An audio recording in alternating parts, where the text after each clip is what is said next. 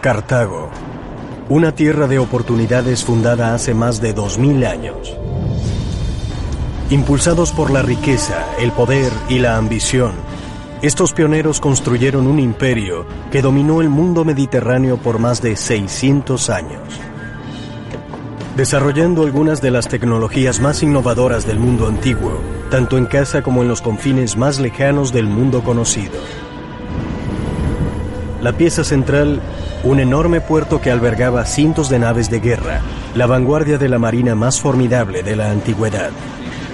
Los barcos salían deprisa, las personas los veían venir y decían, Cartago está aquí. Pero nubes de tormenta se cernían en el horizonte. Cartago finalmente tenía un enemigo que podía comparársele. Una superpotencia como no había conocido el mundo, Roma. Los romanos veían a Cartago como una lanza que apuntaba al propio corazón de Roma. En esta lucha a muerte, solo uno podía salir victorioso. El otro sería reducido a escombros.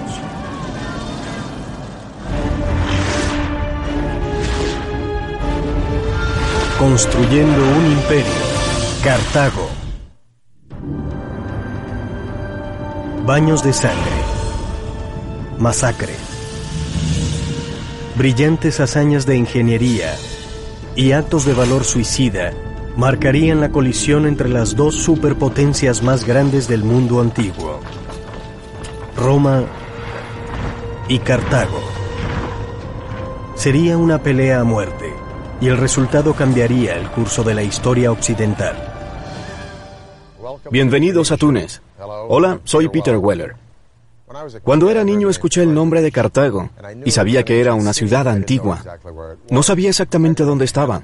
Escuché de Aníbal y los elefantes cruzando los Alpes y de esas famosas guerras con Roma. Aprendí que esas guerras fueron llamadas guerras púnicas por la palabra latina punici, que es como Roma llamaba a Cartago. Pero no tenía idea de dónde estaba Cartago. Bien, estaba aquí, en el extremo norte de Túnez. Tras de mí está la capital moderna de Túnez, una ciudad de casi 2 millones de personas asentada en el mar Mediterráneo. Para el siglo IV a.C., Cartago era un imperio absoluto que dominaba el Mediterráneo con una marina formidable. Pero la leyenda original de Cartago comienza en la ciudad del Mediterráneo oriental de Tiro, la ciudad fenicia de Tiro, y una hermosa mujer llamada Dido, y los celos, codicia y lujuria de poder que desgarraría por completo una familia real. Dido era la hermosa hija del rey Matán. Su esposo era un ambicioso fenicio que había muerto prematuramente. Fue asesinado por el hermano de ella, Pigmalión. Aterrada por su vida, Dido huyó por el Mediterráneo desde su tierra natal, Tiro, a una tierra de nadie en el extremo norte de África. Allí negoció con el pueblo nativo para comprar toda la tierra que pudiese ser cubierta con la piel de un buey. Astuta y sagaz, Dido cortó la piel en franjas muy finas. Luego las arregló para que encerrasen una gran sección de tierra fértil. Allí, bajo su gobierno, la fantástica Kart Adash, o Nueva Ciudad, sería construida. Cuando llegaron a Cartago, evaluaron la bahía, vieron las montañas, el flujo de los ríos, vieron un lugar, el Birsa, que sería una gran fortaleza defendible. Dijeron, aquí es donde construiremos nuestra ciudad. El asentamiento de Dido, Cartago, pronto prosperó. Según la leyenda, las historias de su riqueza y de la belleza de Dido llegaron a oídos de Iarbas, rey de los moros. Parte de la historia de Dido es la historia del rey de los nativos libios, Iarbas, quien deseaba desposarla. Pero ella se rehusó. Según los narradores, fue por el amor hacia su esposo asesinado que ella subió a una pira funeraria que construyó y se quemó a sí misma. Fue aquí, de sus cenizas, donde uno de los mayores imperios del mundo conocido se levantaría. Rodeados por potencias superiores y con pocas tierras, los fenicios de Cartago se volvieron al mar. Eran pioneros, pragmáticos, abiertos a ideas nuevas y totalmente innovadores.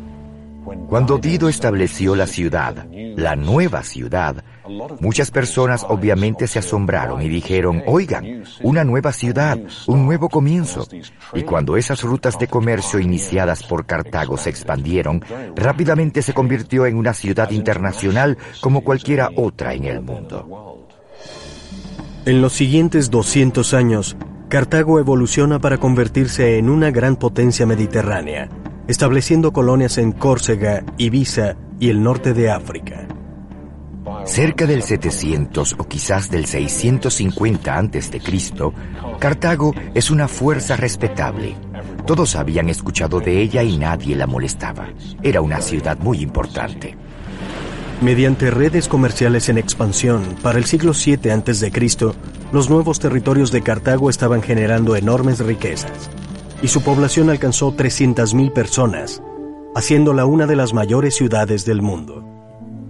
Hasta cierto punto puede compararse con Manhattan. Era una enorme población viviendo en un área relativamente pequeña, así que era un centro comercial y cultural importante, no solo para el norte de África, sino para todo el mundo del Mediterráneo occidental.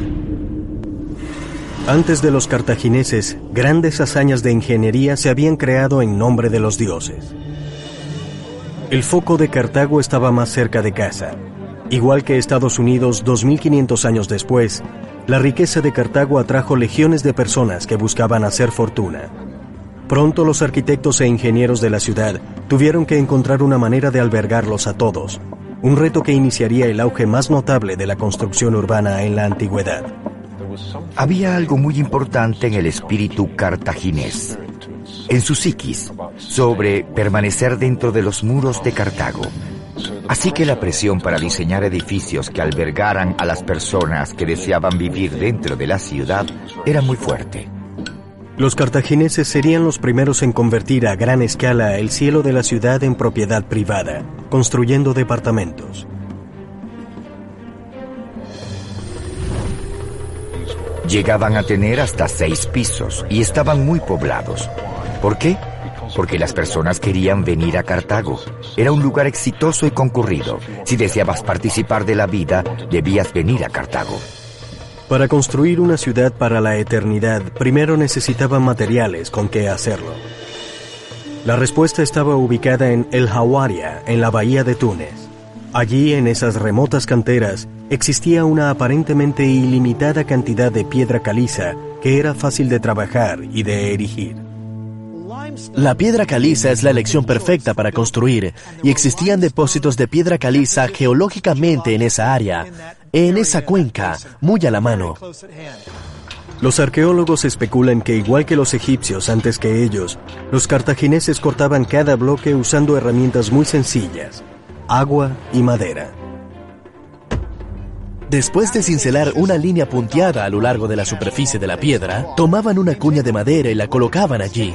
Si era lo suficientemente profunda y luego mojaban la madera, lo que ocurre naturalmente es que la madera se expandirá con el agua y romperá de forma natural la piedra.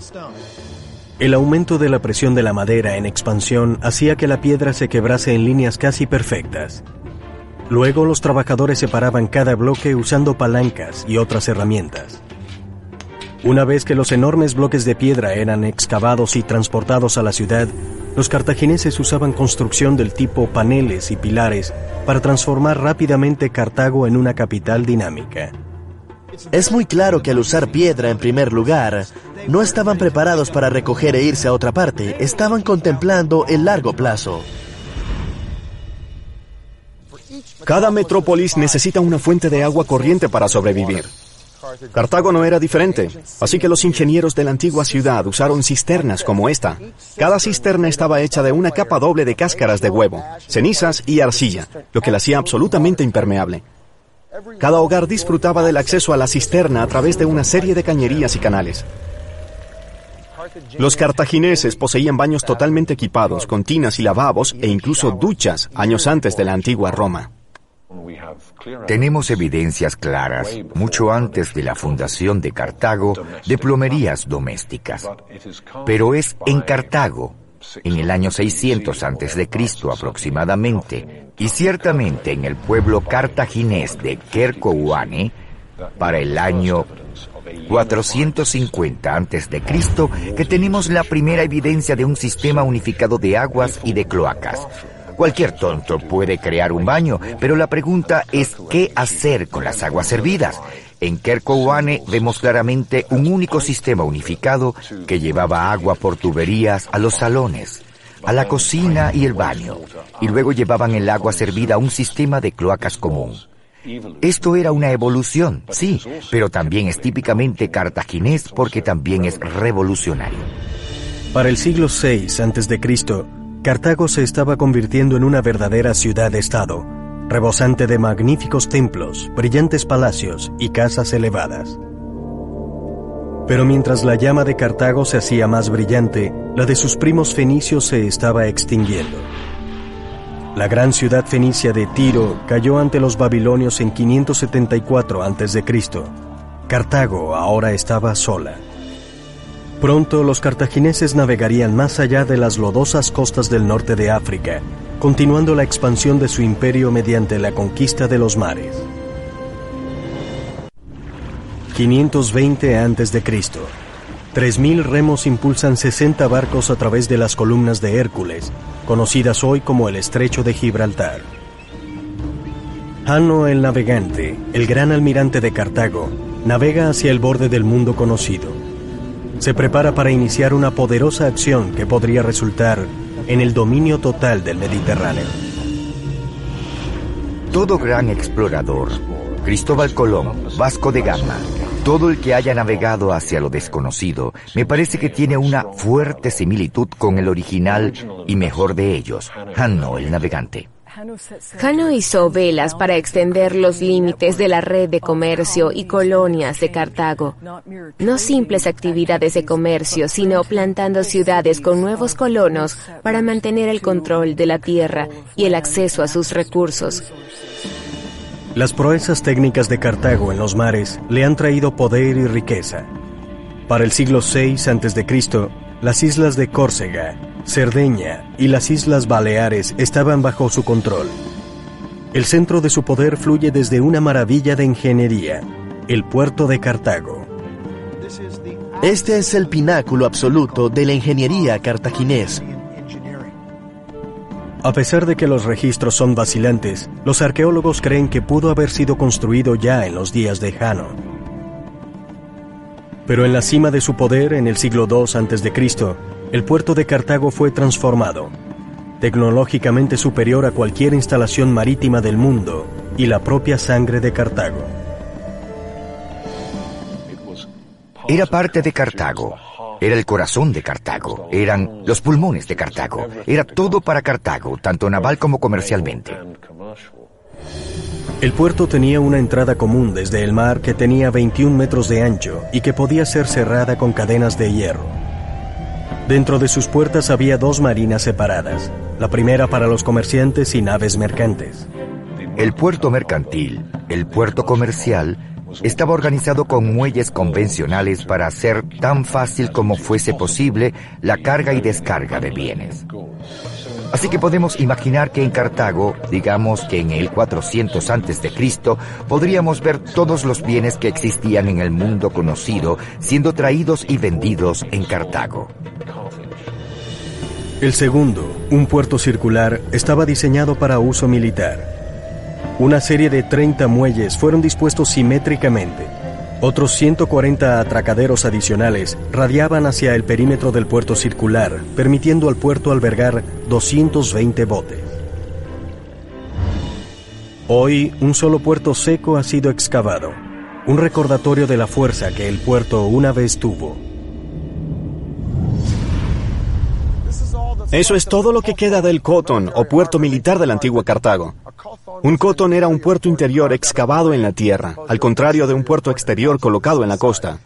Ahora, con todos estos hermosos chalets alrededor, es difícil imaginar que este puerto fue el punto de inicio de la riqueza y el poder de la antigua Cartago.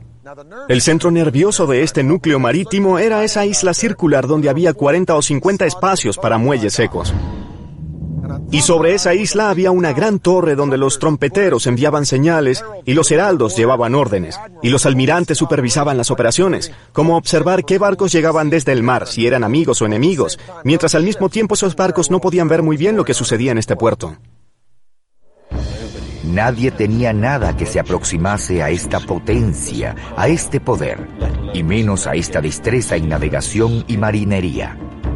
Así que cuando las barreras son levantadas del canal y guardadas, ya sabe, están mezclados, como lo hicieron en la Segunda Guerra Mundial con aviones. Esos barcos salían deprisa por este canal, hacia el Mediterráneo. Las personas que los veían llegar decían: Cartago está aquí. Por 2 siglos, Cartago dominó el Mediterráneo. Pero un rival del otro lado del mar, al norte, evolucionaba continuamente hacia una maquinaria militar de potencia sin igual. Roma. Estas 2 superpotencias pronto se encontrarían en conflicto por la joya del mar Mediterráneo, Sicilia. Cartago fue construida para comerciar, y Sicilia era crítica para ese comercio. ¿Por qué? Porque está justo en medio de la línea naval más importante del mundo. Quien controlase Sicilia controlaría esas vitales rutas de comercio.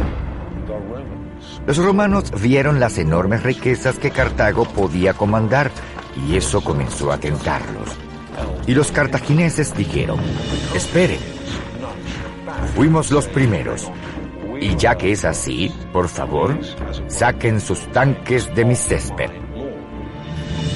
Tanto Roma como Cartago tenían ahora asentamientos en Sicilia. Esta tensión dispararía una serie de guerras que estremecerían el mundo antiguo. Los romanos veían a Cartago como una lanza que apuntaba al propio corazón de Roma y a su floreciente imperio comercial. Así que, por supuesto, sintieron que tenían que eliminarla. Llegarían a ser conocidas como las guerras púnicas, bautizadas por la palabra romana para los fenicios. El resultado cambiaría el curso de la historia mundial. Cartago sería guiada por uno de los más grandes genios militares de toda la historia. A principios del siglo III a.C., la República de Roma es convocada al sur de Italia por un pueblo griego para ayudar a ese pueblo contra los piratas. No pasó mucho antes de que esas 2 ciudades sicilianas se ocupasen de eso. Una de ellas, Mesina, solicitó originalmente la ayuda de Cartago, pero luego dijo: no, pidámosle a Roma porque están más cerca y probablemente sea mejor negocio.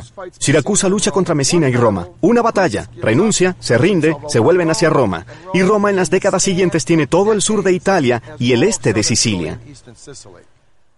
Esto realmente molestó a Cartago y comenzó la primera guerra púnica. Y el resultado de esta guerra no solo decidió quién poseía Sicilia, sino quién sería el gobernante de todo el sur del mar Mediterráneo. 264 a.C. Roma y Cartago comienzan la primera guerra púnica. 17 años después, los 2 bandos aún están estancados en una sangrienta batalla.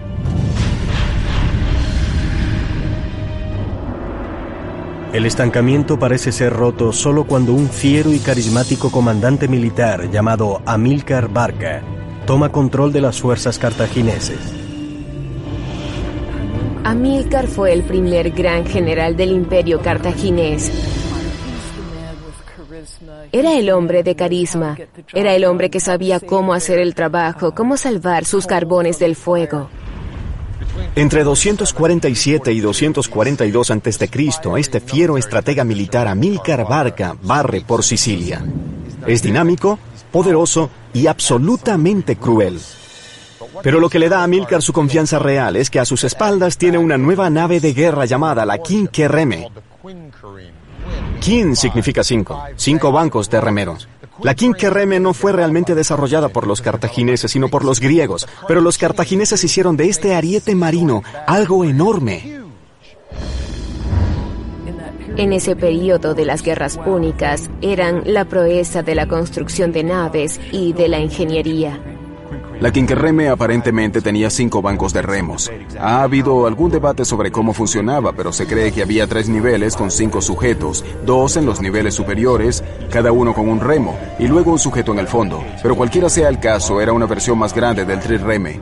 Sin embargo, a pesar de ser una versión más grande, las tácticas relacionadas con la guerra marítima son exactamente las mismas. El propósito principal de estos barcos es atacar el barco enemigo. Para eso fueron construidos. Equipados con un ariete cubierto de bronce, estaban diseñados para la velocidad y maniobrabilidad. Eran muy rápidas. Tratar de atrapar una nave de guerra cartaginesa era como tratar de golpear a Mohammed Ali en su mejor época.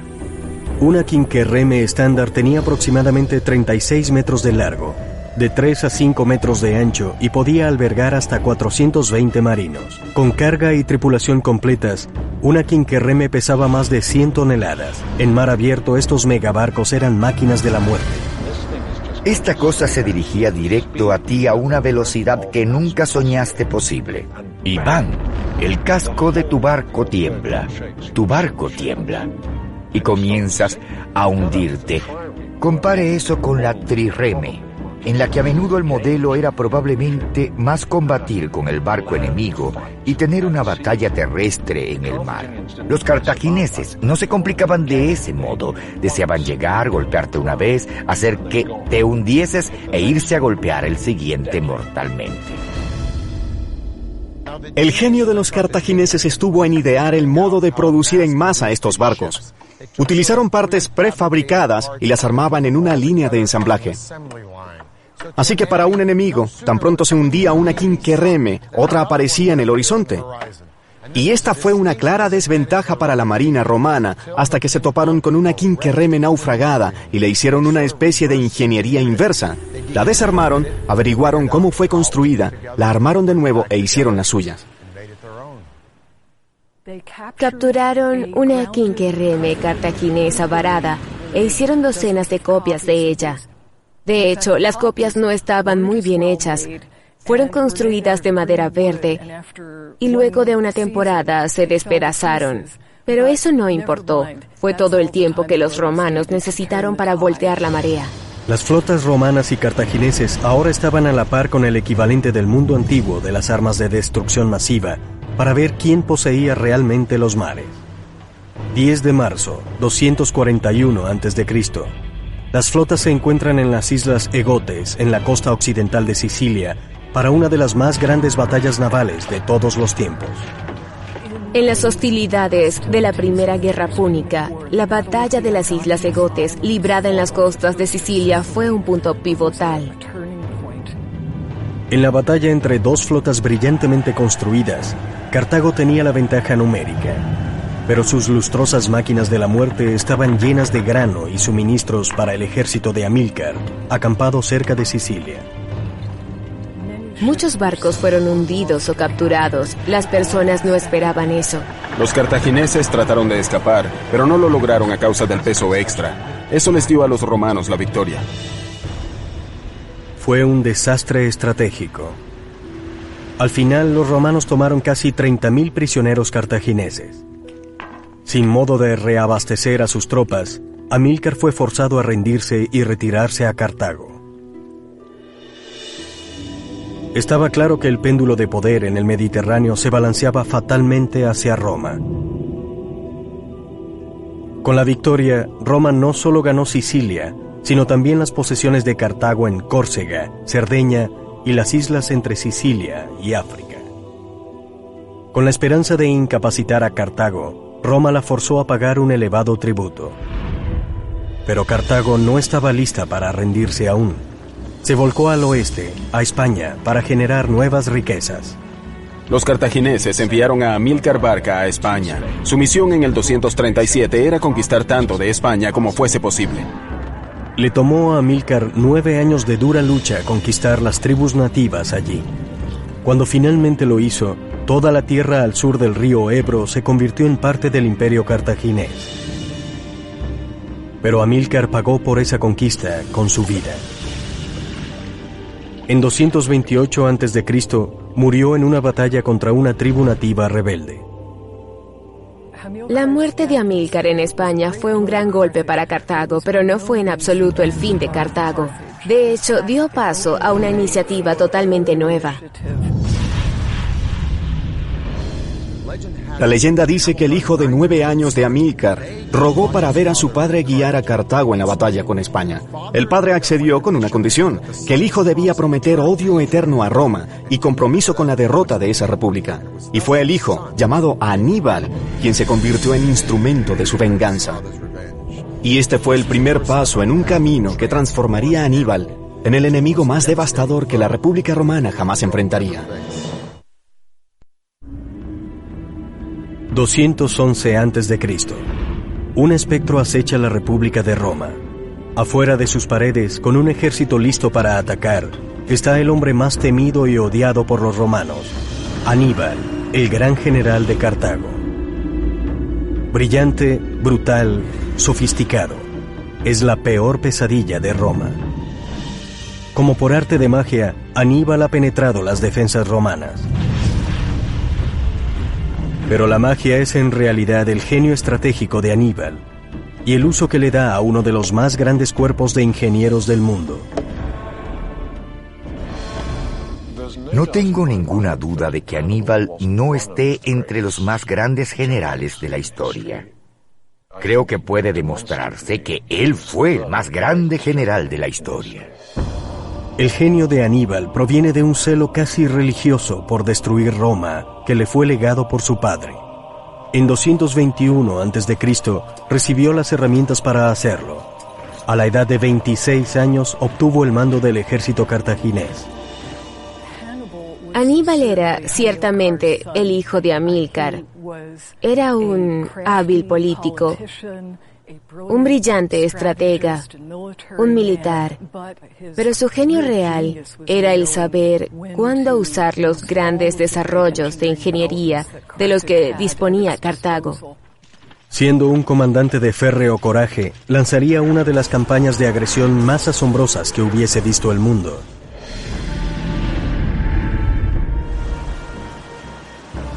Roma había ganado el control del Mediterráneo, lo que significaba que Aníbal no podía alcanzar a su enemigo por mar. Impulsado por el deseo de cumplir la promesa hecha a su padre de destruir Roma, Aníbal se propuso lograr lo imposible. Marcharía por tierra a través de los Alpes hasta el corazón del Imperio Romano. Aníbal sabe que está muy superado en número. Sabe que él tiene un ejército relativamente pequeño comparado a los romanos, pero idea una estrategia que cree le dará la victoria. Lo que tiene que hacer es llevar su ejército a Italia y atacar a los romanos en su propio campo. Aníbal partió en 218 a.C.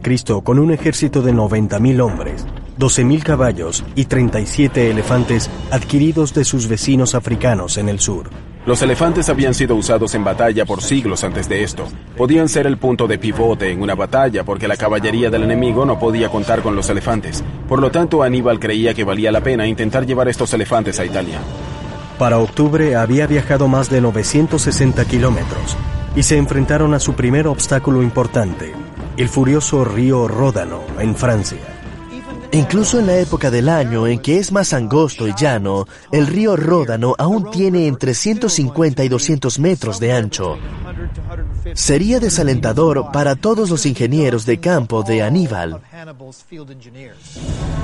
Al otro lado, un gran número de galos esperaba para entrar en batalla. Pero el muro de agua era un obstáculo potencialmente mortal que debía ser vencido primero. Los constructores de Aníbal tendrían que conquistar la naturaleza. No solo eran desalentadoras las hazañas de ingeniería, sino que también había multitudes de tribus insubordinadas y hostiles, esperando del otro lado del río.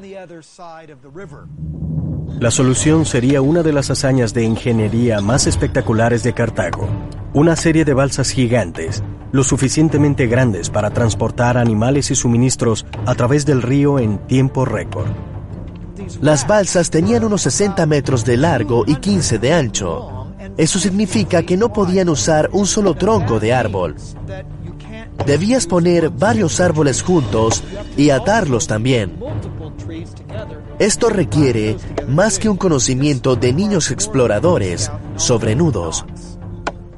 Con rapidez y eficiencia, los soldados de Aníbal cortaron enormes coníferas de los bosques circundantes y conectaron los árboles con sogas. Algo que debían tener en cuenta sus ingenieros era la psiquis de los elefantes. Así que una vez que los troncos fueron unidos, las balsas fueron cubiertas con una capa de palos y una de tierra para que los elefantes creyesen que estaban en tierra firme. Cuando todo estuvo listo, Aníbal dio la señal de soltar las balsas. Los galos, sorprendidos por su audacia, quedaron desconcertados cuando vieron al general cartaginés guiando sus tropas, caballería y elefantes en masa a través del turbulento Ródano. Cuando llegó a la ribera opuesta del río, los galos entraron en pánico y huyeron sin lanzar un golpe. Toda la operación tomó poco más de 9 días. Creo que el cruce del Ródano, en tan poco tiempo y usando equipo rudimentario, es uno de los grandes logros de la historia militar. Las personas casi olvidan los pequeños milagros de ingeniería que hicieron esto posible. Aníbal y su ejército continuaron y llegaron al pie de los Alpes. Con el invierno cerca, las tropas estaban exhaustas y hambrientas. Al ascender, enfrentaron otro obstáculo al parecer imposible: rocas gigantescas. Los ingenieros de Aníbal idearon un plan que les permitiría a las tropas no solo saltarlas, sino atravesarlas. La estratagema de cruzar los Alpes realmente sorprendió al pueblo de Italia. Nadie esperaba que un ejército con elefantes cruzara. Y a pesar de que los Alpes pudieron parecer infranqueables en algunos sitios, esta idea de romper las propias montañas para crear un sendero y cruzar los paquidermos fue una idea brillante. ¿Cómo logró Aníbal hacer que sus hombres, sin mencionar sus elefantes, sortearan estas enormes rocas por encima, alrededor o a través de ellas? Bien, según el historiador romano Livio, él y sus ingenieros idearon un plan que literalmente movería montañas. Cortaron grandes grietas a través de estas rocas. Luego obtuvieron madera de los bosques cercanos. Envolvieron estas rocas con madera y cuando el viento fue favorable, incendiaron la madera. Las rocas se calentaban y cuando estaban lo suficientemente calientes vertían vinagre hirviente en las grietas, lo cual quebraba o derretía las piedras para que sus hombres pudiesen romperlas con implementos de hierro. Si esto es cierto y quisiéramos creer que lo fue, ¿qué estaba haciendo Aníbal en los Alpes con todo ese vinagre? De lo contrario, ¿cómo logró cruzar los Alpes? Esto dice mucho del genio de este brillante general. Les diré una cosa, después de navegar la nieve de los Alpes, la vista de las planicies del norte de Italia debió haber sido muy bienvenida. El 2 de agosto del 216 a.C., cerca de Cannae, en el sur de Italia, Aníbal se enfrentó a fuerzas romanas bajo el mando de Terentius Varro en un conflicto decisivo que sellaría el destino de estos dos imperios. Al amanecer, Aníbal lleva una fuerza de 50.000 hombres, recién reforzada con la ayuda de mercenarios contratados, contra los casi 90.000 romanos de Varro. Varro decidió tratar de aplastar a su oponente enviando una enorme fuerza a atacar el centro de Aníbal. Esto demostraría ser un error fatal. Anticipando la estrategia de Varro, Aníbal le ordena a su caballería flanquear las filas romanas desde atrás. Aníbal había hecho su tarea estudiando la psicología de sus oponentes y fue capaz de engañarlos y llevarlos a su centro para que sus fuerzas pudieran tragarlos. Completamente rodeados, los romanos fueron masacrados en el sitio. Solo 3.500 romanos lograron escapar. 10.000 fueron tomados prisioneros y 70.000 quedaron muertos en el campo de batalla. La batalla de Cannae fue la mayor derrota jamás infligida a un ejército romano en toda su historia. Y por supuesto tenemos que llegar hasta la Primera Guerra Mundial para encontrar una escala tan grande de masacre. Cannae fue una obra maestra de estrategia militar, pero Aníbal no pudo capitalizar su cadena de victorias. Luchó por otros 13 años montando asedio tras asedio a Roma y sus ciudades aledañas, pero la victoria final le fue elusiva. Pudo derrotarlos en el campo, pero carecía de las armas apropiadas para tomar la capital romana. En 204 a.C., Roma pasó a la ofensiva e inició un ataque a Cartago. Aníbal finalmente regresó a casa para dirigir su defensa. En 204 a.C., Escipión el africano, quien ya había vencido a los cartagineses en España, convenció a Roma de dejarlo rodear a Aníbal y atacar a Cartago directamente. Aníbal fue llamado a su ciudad para defenderla. Los dos pesos pesados se encontraron y hablaron. No tenemos idea de lo que se dijeron. Se ha perdido en la historia. En 202 a.C. se encontraron de nuevo en la batalla de Sama, y Aníbal fue derrotado. Fue forzado a rendirse ante un enemigo que había pasado su vida tratando de destruir. No cumpliría el deseo de su padre. Fue exiliado de Cartago, y años después, cerca de la actual Turquía, se suicidó. La derrota de Cartago al final de la Segunda Guerra Púnica forzó al imperio a someterse de nuevo a los términos romanos. Son forzados a rendirse en 202 a.C. Los romanos nuevamente imponen duros términos de paz a los cartagineses. Primero que todo, tenían que pagar de nuevo indemnización, un impuesto a los romanos. Los cartagineses también pierden sus territorios extranjeros, lo que significa que su territorio estaba ahora confinado a las áreas cercanas a la propia Cartago. Una última y muy importante parte de este tratado fue que Cartago no podía hacer la guerra de ninguna manera, incluso defensiva, sin la aprobación de Roma. Al arrebatarle a Cartago su poderío militar, el campo estaba abierto para que el ejército romano comenzara su imparable conquista del mundo antiguo. Y su primer objetivo importante sería la herida ciudad de Cartago. Todo lo que se interponía eran las fortificaciones más sólidas del mundo antiguo. 150 a.C. Marco Porcio Catón, un orador romano y el tatarabuelo del famoso enemigo de Julio César, entra a los salones del Senado romano, pero está abstraído de sus alrededores. Para él hay solo una cosa en su mente: Cartago. Catón estaba muy consciente de la posición estratégica de Cartago. Podía ver que mientras Cartago fuese una fortaleza independiente, estaba demasiado cerca de Sicilia e Italia para permitírsele hostigar embarques o mantener una presencia militar. La quería completamente destruida.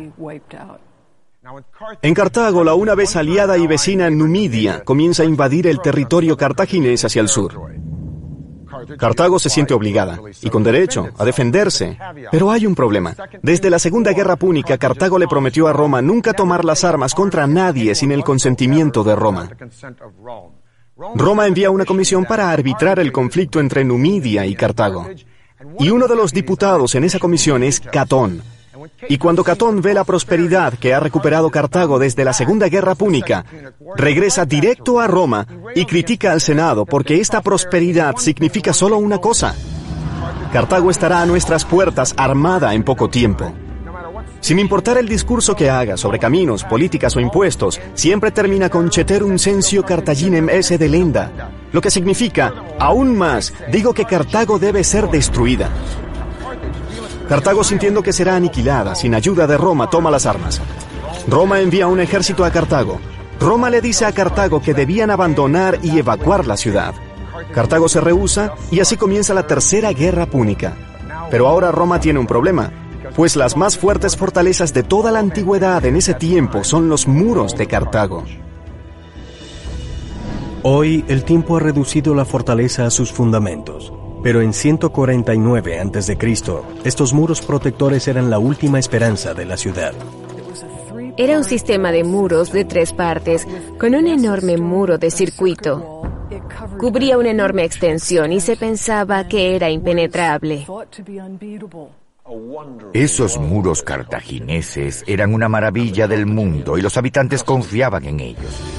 El muro tenía una circunferencia de 37 kilómetros y una serie de 3 capas protectoras.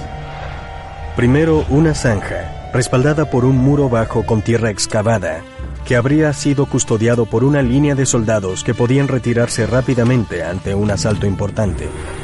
El segundo muro estaba construido de piedra y dominaba las defensas exteriores. Tras este segundo muro se erguía un tercer muro aún más impenetrable, de 14 metros de altura y al menos 9 metros de ancho. 15 torres estaban espaciadas a intervalos de 200 metros, donde los vigías hacían guardia. Dentro de este muro vivía parte del ejército cartaginés, incluyendo 20.000 hombres y 300 elefantes preparados para cualquier tipo de ataque que ocurriese. El sistema de muros que rodeaba a Cartago la hacía la ciudad mejor fortificada del Mediterráneo, si no del mundo. Y contra los romanos enfrentaría su mayor prueba, guiados por el legendario general cartaginés, Asdrúbal. El comandante cartaginés que guiaría a los cartagineses en la Tercera Guerra Púnica fue Asdrúbal. Él fue el responsable de responder contra los numidianos y sería quien guiaría la principal resistencia. Mientras las legiones romanas descendían sobre la ciudad, los cartagineses se apresuraron a construir una nueva fuerza defensiva. Las mujeres dieron sus cabellos, cortaron sus cabellos para que pudiesen hacer soga para disparar las catapultas. Vaciaron las prisiones, los ancianos fueron voluntarios.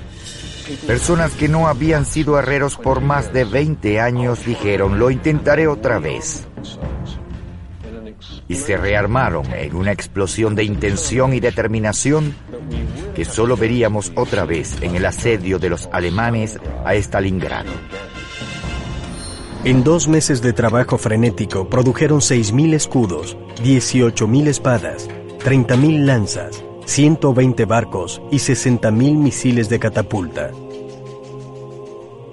A pesar del arsenal que había reunido Cartago, Roma había enviado una fuerza abrumadora. La ciudad estaba sola, enfrentando su propia destrucción. No hubo área que quedase sin Roma o algún aliado, y ninguna colonia estaba en posición de enfrentarse a Roma. Cartago estaba sola. La ciudad buscó refugio tras sus inmensas fortificaciones, esperando contra toda esperanza que sus muros repeliesen la inminente invasión romana. Cartago resistió el ataque romano por 3 años, incluso en los últimos días.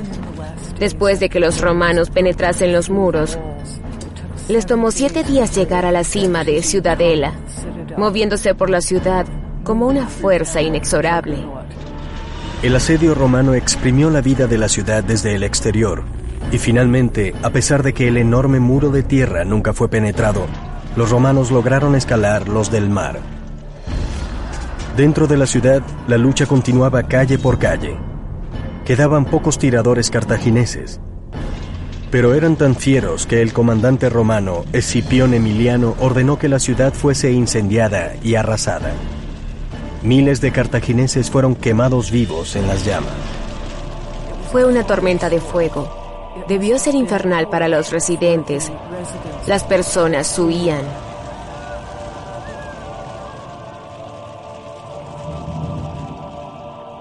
Durante su asedio y captura, Cartago había sido diezmada. La población de la ciudad cayó de 500.000 a 50.000. Los sobrevivientes fueron vendidos como esclavos para no regresar a casa jamás. Tomó solo 17 años, en el año 146 a.C., para que Cartago fuese completamente destruida por el fuego. El mismo año Roma arrasó Corintio, se metió a Grecia en el bolsillo y de la noche a la mañana el mar Mediterráneo se convirtió en su propio lago privado.